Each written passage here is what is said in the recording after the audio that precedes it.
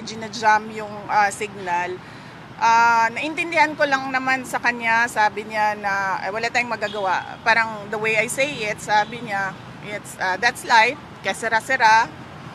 But then I told him na some instructions on what to say and what to do.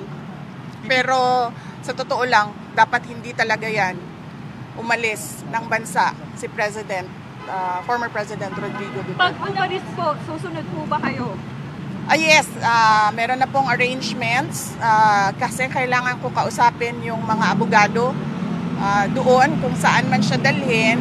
Pupunta kami, ako, at pupunta yung mga abogado and doon kami mag-uusap kung ano yung mga gagawin. Tingin niyo ba tama yung naging proseso sa warrant of? Ay hindi talaga. Kasi nakalagay sa rules ng ICC, the defendant should be taken to a court, a local court. Dapat dinala siya sa korte. At yung proseso natin dito sa loob, yun yung masusunod para sa pag-implement ng warrant. What were your instructions to the former president? What were your instructions to your father? About legal matters lang, no. So sinabihan ko siya na kung ano yung sasabihin at gagawin for his lawyer. Bibi, ano pong plano niyo? Bakit po kayo nagpunta dito? Gusto niyo po ba sana makausap din si Father? Yeah, and then sinabihan ko din siya na wag tumanggap ng pagkain sa katubig kahit kanino. I understand, nag-prepare sila ng go bag. Nag-usap kami kanina doon sa assistant, maghanda ng go bag. So, hindi kayo pinapasok? Ano pong plano niyo dito ngayon? Well, nag-aantay ako. Papasukin nila dahil gusto ko makausap personal. Mahirap kasi sa video call kasi choppy. Ginajam nila yung signal. Kailangan ko siya kausapin. Ma'am, Duterte kami ma'am, kahit ano mangyari. Hindi namin siya iiwanan. Ano pong sabi sa Maraming Maraming salamat. Bibi Sara, sabi ni Attorney Raul Lambino, nagrant na daw yung TRO. Any update po dito? Wala po akong update sa temporary restraining order ng Supreme Court.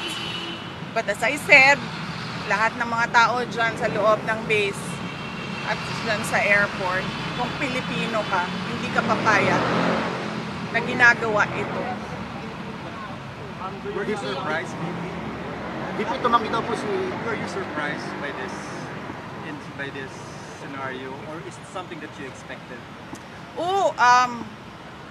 The moment that I was still in the cabinet when this was mentioned, and the moment that I talked to the Justice Secretary, and then I noticed that he had very vague answers.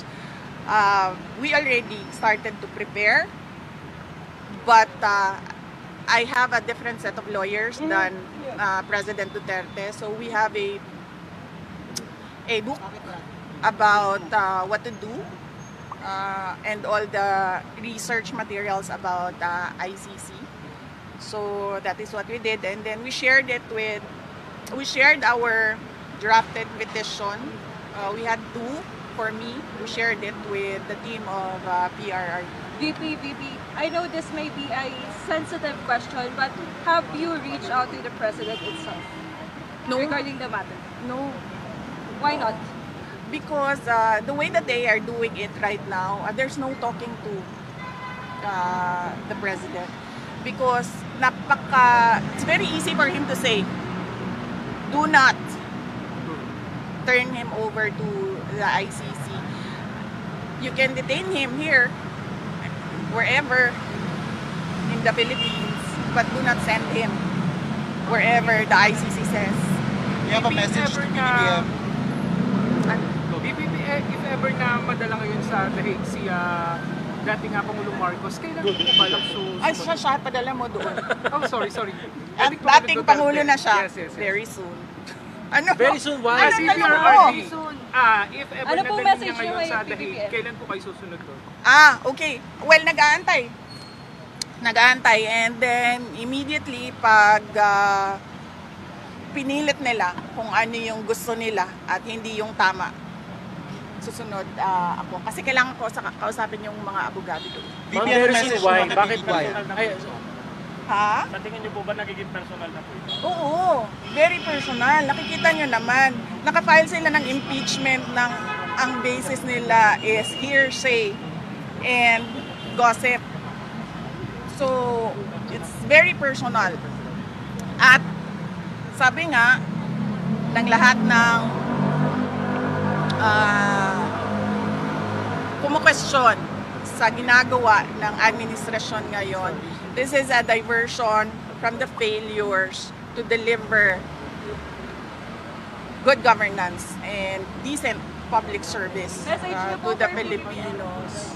Message po kay PBBM. Wala akong message sa kanya. I don't think there's talking to a person who will allow a citizen to be turned over to foreigners. VP, can you confirm hindi ba kayo pinayagan pumasok or naghihintay kayo ng clearance? Hindi kami pinayagan. Ilang beses na kami paalam, paulit-ulit. So, hindi kami pinayagan. Sara, bilang simpleng mga mayari, ano yung pwede namin magawa para kay Tatay Diggs? Accountability. Transparency and accountability from the government. Tinatanong natin kung anong nangyari sa PhilHealth, diba? Tinatanong natin kung anong nangyari sa budget, diba? Nagulang sila nakikinabang. Huwag nilang ilihis yung usapan sa mga gawa-gawa nila na mga akusasyon. What's your message to the critics of the former president saying that he had it coming?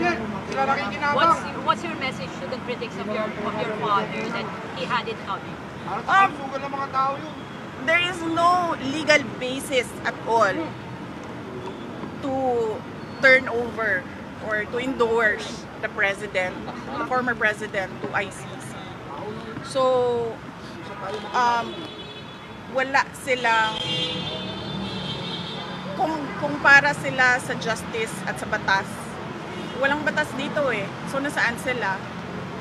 So, does that mean na parang he had it coming even if hindi sumusunod sa batas? Kaya nga sabi ko kanina, diba? Sabi ko, gagawin nila kung anong gusto nila kahit hindi tama. Gagawin nila kung anong gusto nila kahit mali. Ma'am, tumanggi na po yung DFA. Sabi ng DFA, hindi sila nakikipag-usap sa ICC.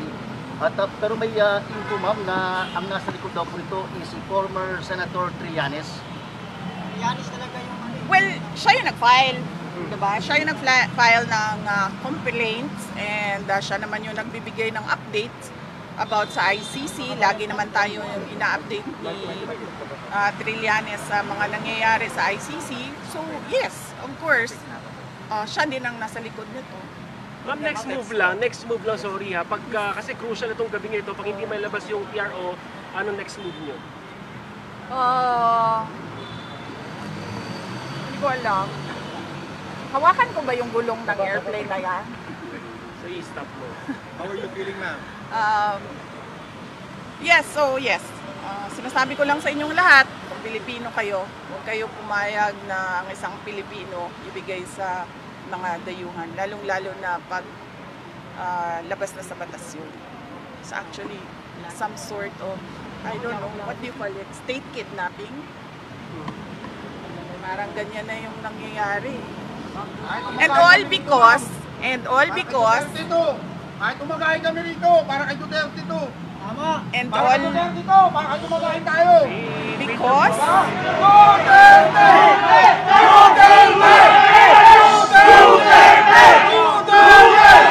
Duterte! Wait lang ha, patapusin si Vice President. Go Vice. Go Vice. kalimutan. Wait, Kahit mamumagahin kami rito. Sa TRO, ma'am. Ano pa rin? Kalimutan. Sa state kidnapping. State kidnapping ka na lang. Yes. And all because mukhang matatalo sila sa midterm elections. Dahil ang lakas ng vote rate sa 9 candidates ng PDP laban. At mag-ingat kayo ha, I warned you about the budget. Hello ko, ma'am. I'm warning all of you about election cheating. Ma'am, ako ma'am. VP, who do you think should be held accountable dito sa mga nangyaring senaryo ngayong araw na to? Sino?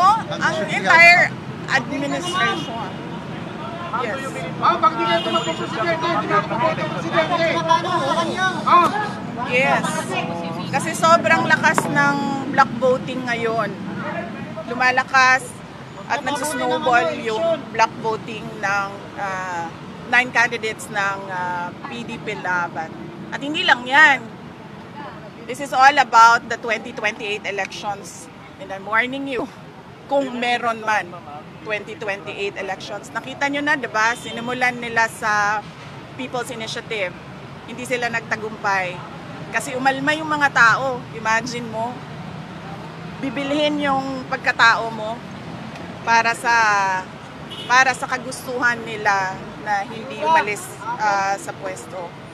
Tapos, sumunod ay impeachment para tanggalin yung kalaban, posibleng kalaban. Ngayon, dahil lumalakas yung PDP block voting of 9 candidates, natanggalin nila si President Duterte. Ma'am, ulitin ko lang po, kumusta po yung huling pag-uusap niyo po ni dating Pangulong Duterte? Okay naman siya. Sinasabi niya kanina, sabi ko, nandito ako sa labas ng gate, hindi ako makapasok. Sabi ko, hindi kita personal na mabigyan ng instructions, pero tinext ko na, sabi ko, minessage ko sa kanila lahat na kung sino man yung nandun sa loob, ano yung kailangan mong gawin. And then he said na, huwag ka na magantay dyan, na umuwi ka na. So, hindi ko rin naman magawa na iwanan ng ating dating Pangulo. Hindi dahil tatay ko siya, pero dahil hindi ko matanggap na nagiging doormat tayo ng mga dayuhan. I mean, ganito lang tayo, mga maliliit na mga tao kung ikumpara mo sa ibang bansa. Pero, alam mo yun, dapat may pride tayo ba? dapat tayo kampi-kampi Pilipino. Ma'am, how is he taking this po? Magkaisa tayo. Nagkausap kami kagabi. And he was okay naman. Sabi niya lagi, idaan lang sa legal. Idaan lang sa legal. Yun ang sabi niya. Kaya yung discussions din namin, legal na. Kumusta yung kalusugan niya? Kumusta yung kalusugan niya? Anong napag-usapan about this? Oh, yan ang hindi ko alam kasi kung ano yung kanyang mga gamot, ano yung kanyang mga health conditions. Ang pagkakaalam ko meron talaga siyang mga health conditions, kaya siya may nurse na kasama lagi. And then meron siyang mga gamot at meron siyang mga gadget na kailangan na kasama niya lagi din. Ang pagkakarinig ko kanina, mataas yung sobrang taas ng blood sugar niya, kaya nag-insulin sila. Ma'am, how true are the reports na naghingi daw po ng asylum si former President Duterte sa China and but was denied by... Wala. I was there in Hong Kong. Wala siyang kausap from the Chinese government. And in fact, sabi niya, kung maalala nyo, 4 p.m. yung flight niya sa Cathay Pacific, di ba? Sabi niya, agahan natin ng 7 a.m. Para makabalik na ako sa Pilipinas. That was willingly surrendering himself to the jurisdiction of Philippine authorities, not the ICC. Ma'am, habang lumalapit yung eleksyon, ma'am, tumitindi yung personal na panggigipit. Sa tingin nyo, babaliktad din po ang lahat? Kaya nga sinasabi ko kanina, sir, nandyan yung tao. I mean, tagalin man nila si former President Duterte sa equations at midterm elections, nandyan yung taong bayan at lumalakas yung block voting ng PDP 9 candidates. Pero sinasabi ko sa inyo kanina, mag-ingat kayo sa election cheating. Matindi ito. Since tapos na po yung alliance niyo with President Marcos, may we know kung meron bang discussion before during the campaign tungkol dito sa ganitong issue na to? Kung you ask President Marcos, meron bang promise About the ICC? Yes. No, we did not discuss anything about the Were there ICC. discussions before this? No, with President Marcos, no. There were no discussions with President Marcos except that I wrote him a letter and then he replied regarding the ICC and that there will be no cooperation with the ICC and we will release that letter. How are you Ma'am, feeling bukod now? kay How are ES you Miguel Diaz, sino ba kasama niyo sa plane? Naku, hindi ko alam. Sorry. Alam ko lang yung mga hindi nakasama sa plane, yung nasa labas. Kasama si Kitty, hindi nakasama. Nandoon si Kitty sa labas, yes. And Common Lokay nasa labas. Yes, si Hanilet na nandoon din sa labas. Ma'am, how are So you sino po feeling yung tatlo now? ma'am nakasama? I'm okay. Ano lang ako, kulang sa tulog dahil nagbiyahe kami kanina. Pero kumain ako kanina, huwag kayo mag-alala. Pero as Hindi Vice President, iinit ang ulo ko. as Vice President, hindi ka pinapayagan makabas. So parang kung nagagawa yung you're supposed to have power here. Wala tayong magawa eh. Kung susunod sila sa yung Philippine National Police, kung susunod sila sa illegal na mga orders, wala tayong magagawa. Yun yung desisyon ng Philippine National Police. Mag-implement sila ng illegal orders. That's what they did with Yusek Zulaika Lopez. So it's not surprising that it is happening now. Ma'am, may mga balita na kayo daw po, dinadawit po kayo dito po sa issue ng ICC. Sabihin niyo ma'am, baka kayo na po ang next na puntirin after this. Oo, sinabihan ako ng nanay ko. Sinabihan ako ng nanay ko, sabi niya, mag-ingat ka dahil ikaw ang susunod. Handa na ma'am. Anong handa? Kung maghahanda na Pumasok harapin, doon handa na sa- para malampasan, mapagtagumpayan. Iniisip ko lang ang gastos sa abogado eh. Magastos kasi ang mga abogado. So yan lang naman yung concern natin sa ngayon. But so far, napaghandaan din naman yung gastos para sa mga abogado. Okay lang. Yes, my mother warned me about me as the next target for the ICC. Ma'am, ba't di pala kayo magkasabay umuwi na Pangulo? Parang pinapalayo ka ba niya sa circle na kumbaga huwag ka na idamay ng pamumulitik? Hindi. Kasi ano kami, kung napapansin nyo, kahit dati, hindi kami nagsasabay sa airplane. Silang mag-asawa or kaming mag-ama, hindi kami nagsasabay sa airplane. Kasi pag nahulog yung airplane, mauubos kami lahat. Kaya never kaming nagsasabay sa mga airplanes. Kaya hindi rin ako makapagsabi sa loob na sasama ako sa airplane na yan. Ma'am, ito pong private plane, ito pong chartered plane na pinagsakyan po kay PRRD. Pag-aari daw po ito ng isang congressman na si Congressman Zaldico. Tama po ba? Hindi ko alam kung sino ang may-ari nung airplane. Pero nung nakita ko na sinasabi nila na galing sa Pilipinas lang yung airplane, nakikita na natin na Private. hindi, ibig ko sabihin, ginagawa nila talaga. Ma'am, may labag po ba dito ma'am sa paggamit ng private plane? Yan ang hindi ko alam. I have to talk to ICC lawyers. Sa ngayon, ang alam lang namin is dapat siya dinala sa local authorities, local court. Ma'am, nag-update po ba sa inyo sila Attorney Torion at Attorney Vic Rodriguez tungkol po sa certiorari petition? Hindi ko pa nakausap si Attorney Vic Rodriguez at si Attorney Torion. So, ang nakakausap ko si Attorney Delgra, Martin Delgra ang nakakausap ko, and si Attorney Harry Roque. Ma'am, pag naisakay po ba si former President Duterte papuntang Netherlands, do you now consider to run for 2028 presidency? Hindi pa yan yung iniisip natin ngayon. Ang iniisip natin ngayon, unang-una, hindi dapat makaalis si President Duterte dito sa Pilipinas.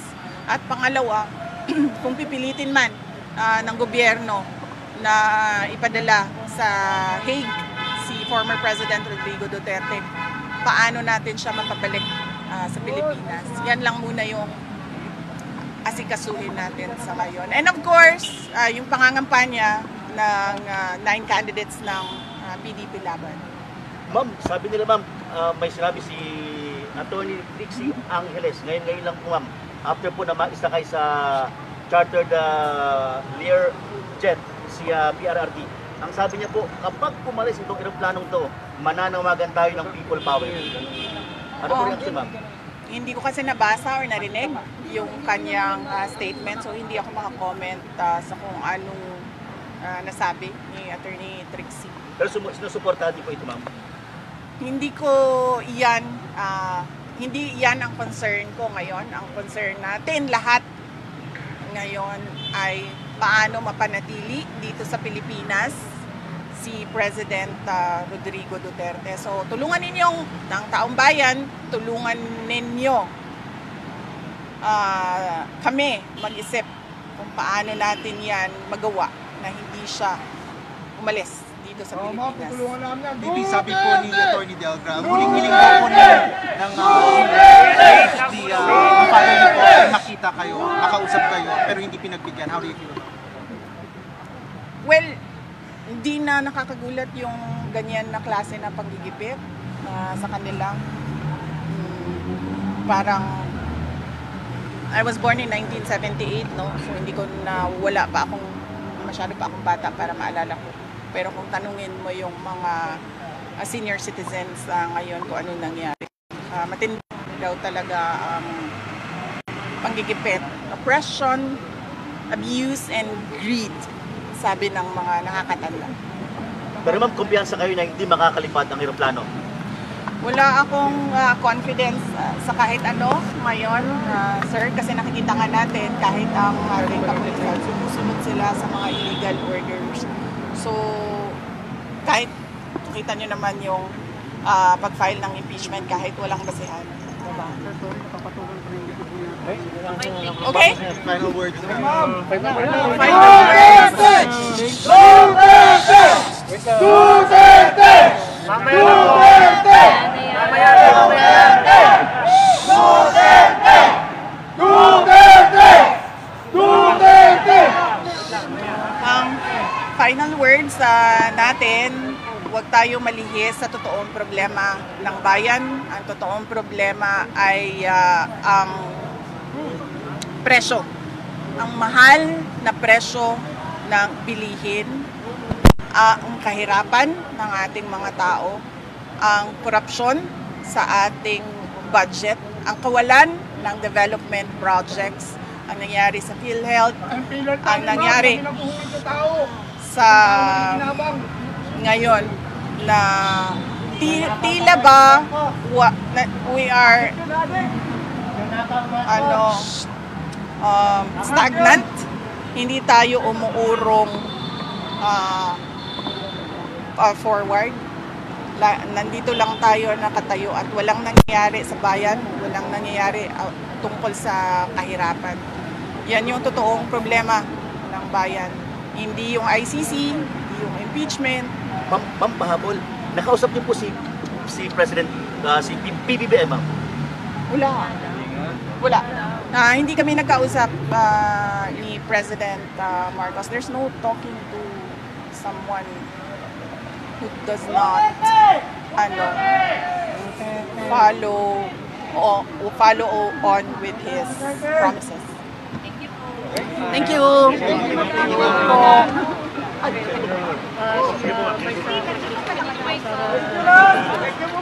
Duterte!